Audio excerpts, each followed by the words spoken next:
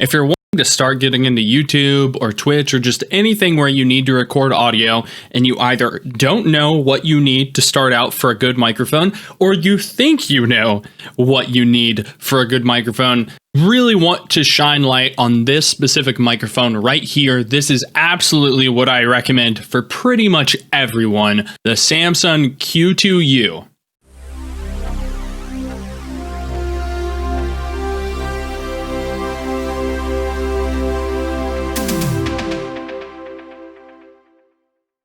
All my audio in this video is using this microphone. I'm not going to play any background music or anything like that, so you can hear the mic in full. All right, now let me get into it. So here we are at the product page for the Samson Q2U dynamic microphone. Now let me go ahead and tell you what a dynamic microphone is. Okay, this is the reason why I like this microphone so much. It's because a lot of microphones people recommend to people are condenser microphones. So this is a pretty dumbed down version of this, but generally speaking, this should be fairly true. A dynamic microphone is powered by your voice. Whenever you talk into it, it picks up the noise. A condenser is not like that. It's just always going. So for dynamic microphones, whenever you talk, it's going to pick it up. A condenser is always listening. What that means is dynamics are really good at rejecting background noise. Okay, so if you live in a place where there are noises that aren't just you, you might want to go ahead and get a dynamic mic. Even if that isn't the case, you might want to get a dynamic mic. But that is absolutely the biggest game changer for me. Going from a condenser to a dynamic is just not having as much wind noise, because I like having a fan in my room, or not being able to hear cars go by outside nearly as much as I would on something like a Blue Yeti, which I used for a long time. And that seems like that's a huge thing that people do, is people get Blue Yetis or Blue Snowball or whatever the popular condenser mic, whereas this is going to do you so much better with such less work put into making your space really soundproof or something like that. Now this right here is an invoice. This is my product details. So I've had this microphone for about a year and it is fantastic. And I want to say I paid about $45 for this. The whole shebang, the whole setup. It comes with these nice little accessories, which I will get to in a minute. And now you can find this for about $80. Okay, so it's gone up in price quite a bit, almost reaching double. Unfortunately, just pre-pandemic numbers, looking at those, you're going to get thrown off a ton. For $50, I think this microphone is amazing and beats everything that I've used in that range. For $80, I still think so. Again, I have a Blue Yeti. That was I think they're 120 new or something. Oh, my bad. 130. Excuse me. And I would still rather use this, but that's enough of me just going through a web page. I'm going to actually show you. I have my original box and accessories, and we'll go through some of the stuff with it. And then after that, I will go over actually setting it up and getting the sound you want.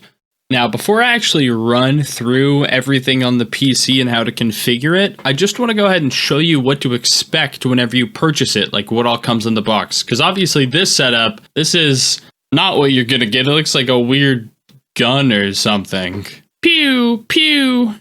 So this is much more like it. This is the actual product box. This should pretty much be exactly what you're getting, assuming that you're buying it new and the same kind of setup that I did. So if we flip it over to the back, you can see the Q2U recording and podcasting pack.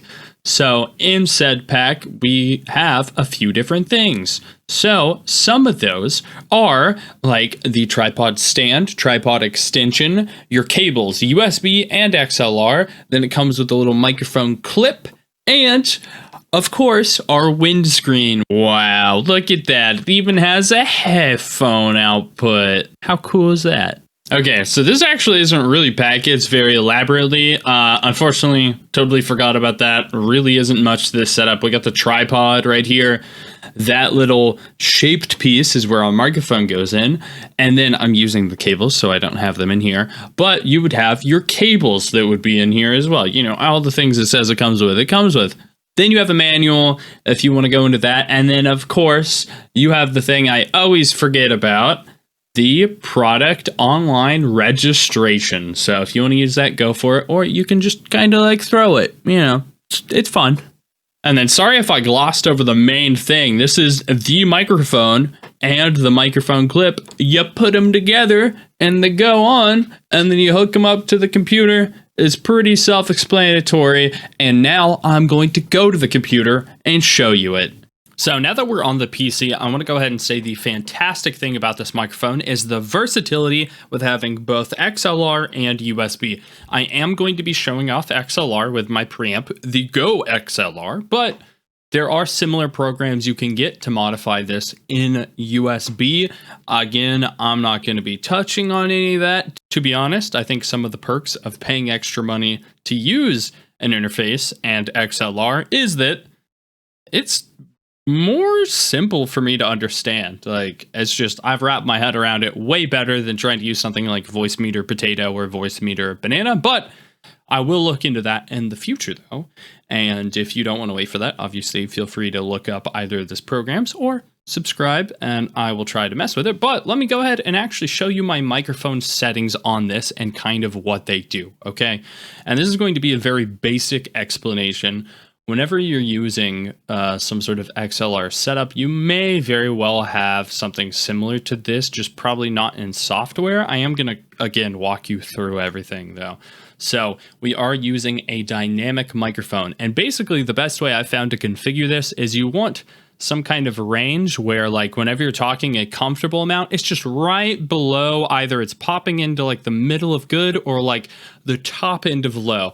Whenever we get really loud, it doesn't peak. See, that was kind of loud and it didn't go red. So if I want to like scream or something, it isn't just gonna go like absolutely destroy the audio, which is really good.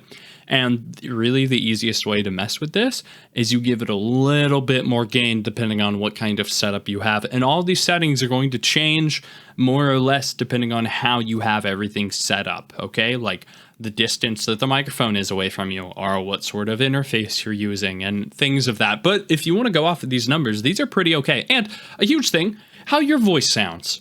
Because biologically, like, you know, our bodies are probably different. So you're going to have to tweak with it. Now, next up, I would go into the gate. Okay. Now, the noise gate is a big thing.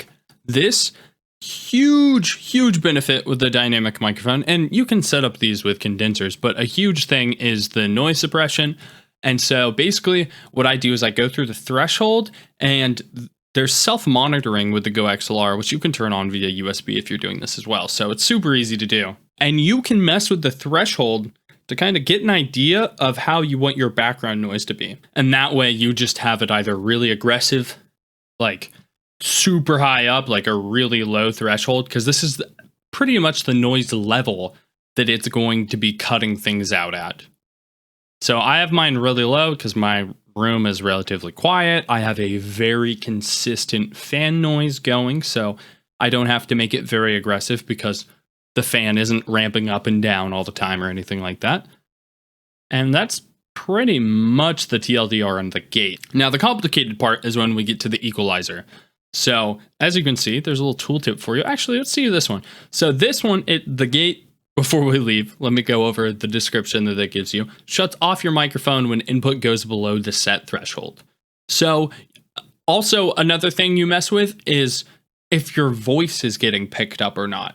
Not just the background noise being rejected, but your voice being picked up. If you find that the gate's too aggressive and it's not picking up your voice, if you're being quiet or speaking in a weird tone, definitely change that as well. Okay, now over to the equalizer. So the equalizer controls how various frequencies shape the sound of your voice. And you absolutely should go more in depth into this because there's a whole range of different frequencies that people like and dislike. And I've looked at a few different videos and pretty much just kind of fine-tuned and copied what I thought made my voice sound okay. This is absolutely going to depend on your voice. As you can see, as a general, like I really don't have any way to go any more complicated than this because these numbers do correspond with like the bassiness of your voice or like the high frequencies or some like muddiness, like just different frequency ranges that your voice will naturally produce. And this either enhances them, like in this range, or it just tries to cut them out completely, like at this range. So again, you can use mine if you want to go ahead and go off of that. Or I'd probably go really in depth with take a deep dive, watch a few different videos, try to figure out which one sounds best for you. Or something you can always do if you want to sit here for a little bit, just move them up and down and see which one sounds best to you and which one you like. That's a way to get a super easy explanation for what sounds good and what doesn't. And then the compressor. So the compressor controls the loudness and softness of the mic sounds to try and give it a more even sound. So compression is a huge thing. I don't know if you've ever seen anyone perform music live versus listening to the record. Obviously, people can have a lot of special effects on their voice to make them sound better, but a huge thing is compression. If someone hits this like really loud, like aggressive note live versus you hearing it on an album and it's compressed, they sound so different because compression just kind of takes like the top of audio waves and the bottom and kind of like smushes it together. I'll try to pull something up actually to explain this a little better. So if I go into Audacity, you can kind of see the waves, and this is very compressed. This is like, there are like no peaks. But if I get right up, yeah, you can see even that didn't really do anything. So maybe this isn't the best example. Hold on. Here you go. So here's like a picture of audio that someone could be recording raw. So as you can tell, there's like really high highs and really low lows. Like the noise pattern it almost looks like it stretches out. Like there's very big spikes. And compression just kind of flattens those down, as you could see with my Audacity recording, which actually I accidentally showed off really well. So a lot of what these do is it just kind of, the threshold is the level when it starts to go on. Again, like the gate, the level at which the noise starts to get cut off or when the gate opens. And then this has to do with how much is being used of the compressor and how loud it's going to be as well. That's really the biggest things you're going to be looking at is ratio. I've just seen people always go with this. These you can mess with. I'd use these as a standard, use them as a template and then adjust them if you want. These you probably don't have to mess with too often though. Really the attack and the release are just how often it's going in and out. Like how often it's activating, if you will. So you're talking a normal amount, and then if you do something crazy and it needs to compress it, the attack and release is like how quickly it turns on and off, which if you have those be really aggressive, it can just sound like you're just, I don't know, imagine like playing an accordion. Like it would be very distracting. You would hear the effect at like in mid-sentence. It would be very weird. I guess an accordion has nothing to do with that. Imagine like whenever you first start pushing in an accordion and how it sounds, and then you can very like audibly hear the difference between when you like push in really loud. I guess it's more so someone who doesn't know how to play an accordion. Because if you did, you wouldn't be doing that. But whatever. You will definitely hear it if you do that. So the threshold is really where you want to see how like formed the waves should be, how compressed everything should be. And then the makeup gain is once it compresses it, how loud do you want to be? Because if you're pushing down, the reason why there are peaks in sound is because parts are louder than others, or parts are softer than others. So this kind of makes them all go together. But by doing that, you're inherently making it softer. You're making it be less loud. So using something like makeup gain, then as you can see, whenever it's compressed, it reduces the overall level. So that adds that back up and still keeps the compression. So that's a huge thing. Again, there's plenty of free software out there. Look into voice meter stuff if you're using USB, and that can kind of get you on track to setting up your microphone exactly how you like it. But that's how I have mine set up via XLR, via the Go XLR Mini. Hopefully that helped you out. Again, the equalizer, that's just something that you're going to have to mess with depending on your voice. The gate, really what I would do, pick these settings and then just slowly crank it up whenever the sound floors where you want it, and then crank it down if it's too aggressive, the compressor. I would just stick with these. I would definitely keep ratio, attack, and release pretty much where it's at, and then just crank the threshold up and down until you get a sound level that you kind of like. And then, if it's too quiet, make it up. Don't make the volume off of the threshold. Okay, you're not looking for volume when you're looking through threshold. You're looking for just like, you want to look at the waves and see how they are and make sure that you aren't getting any like ridiculous up and downs in sound level. And then use makeup gain to add some noise back in. And that's how I set mine up. If you have any questions, please feel free to ask me them. And till the next one, take care. Goodbye.